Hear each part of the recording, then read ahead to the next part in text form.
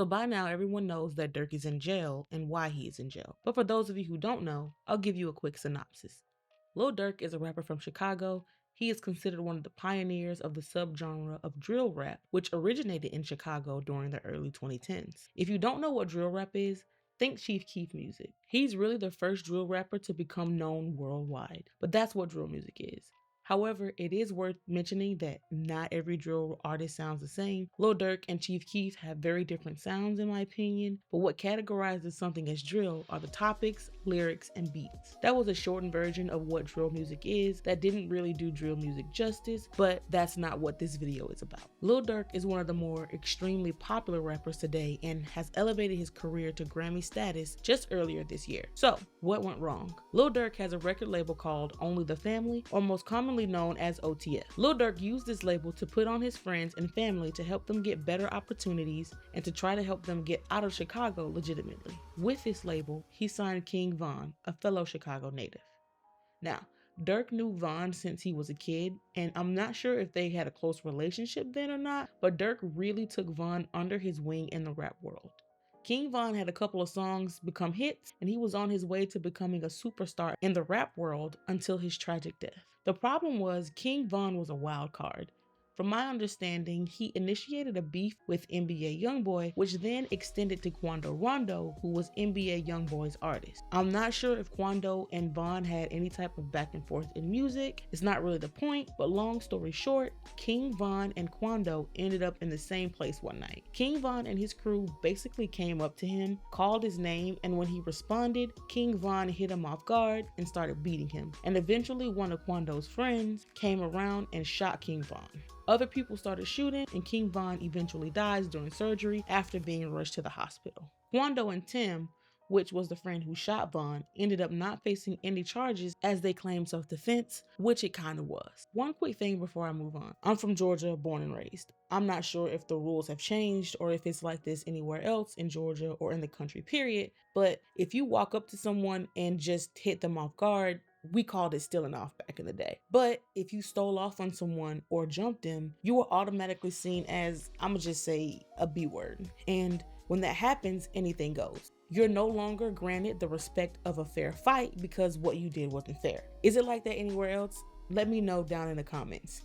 Anyway, after Slide for Von starts trending and people are basically trying to pressure Durk into getting get back for Von, even though he literally started the whole thing, allegedly Durk did. So, let's quickly go through what he's accused of according to the justice.gov website. Durk was arrested on October 17, 2024 near the Miami International Airport after allegedly trying to flee the country. Because of this, a judge ordered him to be jailed without bond. He's being charged with 1 count of conspiracy, 1 count of use of interstate facilities to commit murder for hire resulting in death, and 1 count of using, carrying, and discharging firearms and a machine gun and possession of such firearms in furtherance of a crime of violence resulting in death. Durk is credited as the lead defendant, meaning the other defendants, Kayvon Grant, DeAndre Wilson, Keith Jones, David Lindsay, and Asa Houston were acting on his orders, and that Durk was the orchestrator of it all as he put a bounty on the head of TB, aka Quando Rondo.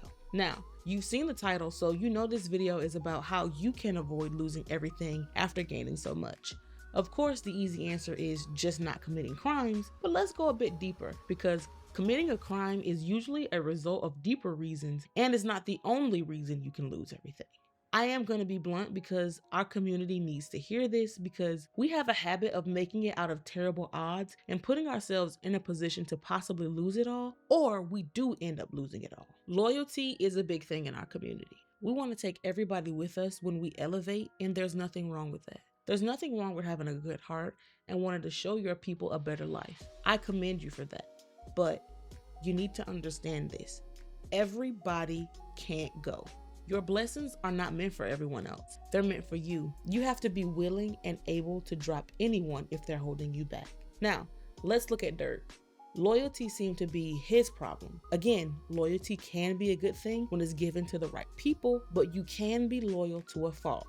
If the price of your loyalty is paid for with the blessings God gave you, then maybe you should reconsider, because it's not worth it when it's all said and done. Life is about learning and growing. You start off somewhere, whether good or bad circumstances, but that should never be where you end. You should always try to elevate, because life demands evolution.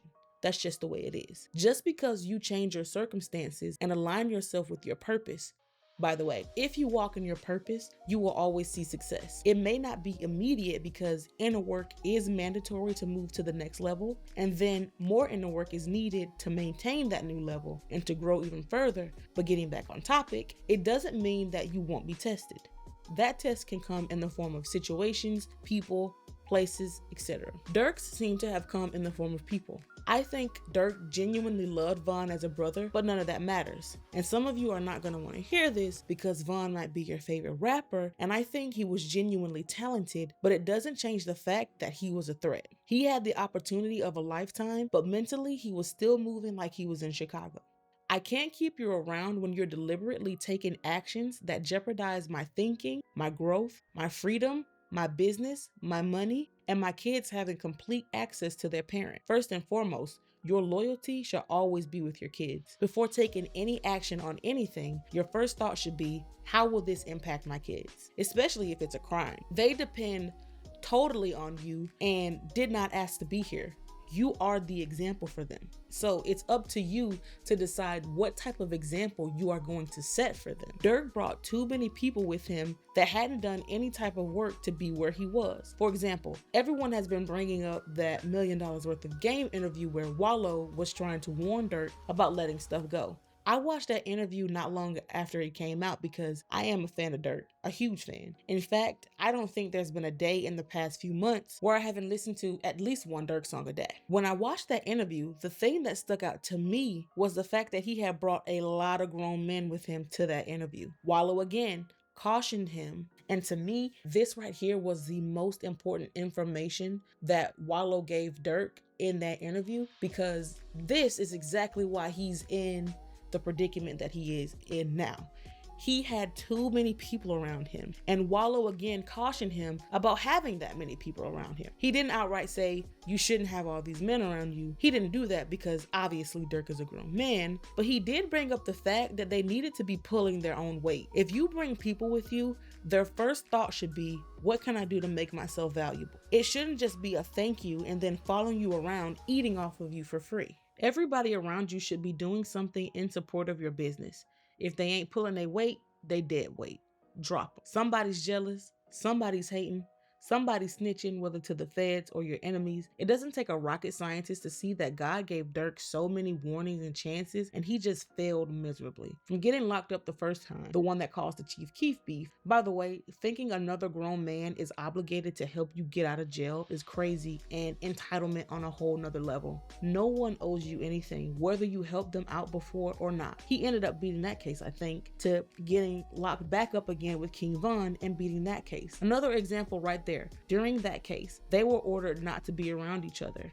God created a literal separation. The only thing that needed to be done was for Durk to heed that warning and do right.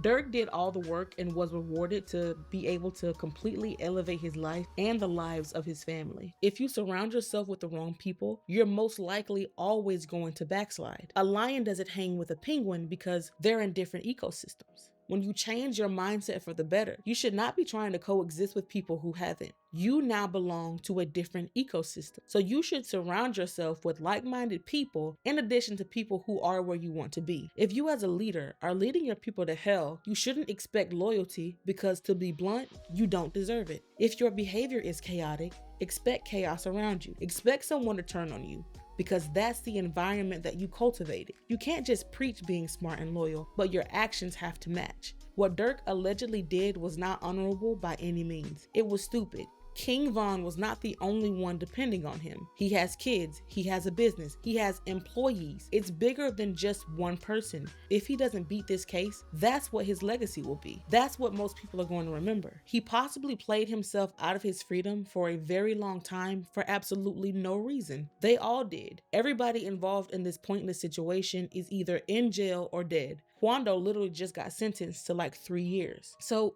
I really do hope this helps someone. If you're going through something like this, be smart.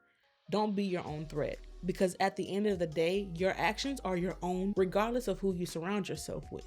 Change your mindset and change your environment. It's okay if you have to leave some people behind. They have their own path and purpose. It's up to them to get there. A plane doesn't take off if it has too much weight. It removes the dead weight because it's a hindrance. So you should too. I'm sure Durk would do things differently if he could, because he didn't want to go to jail.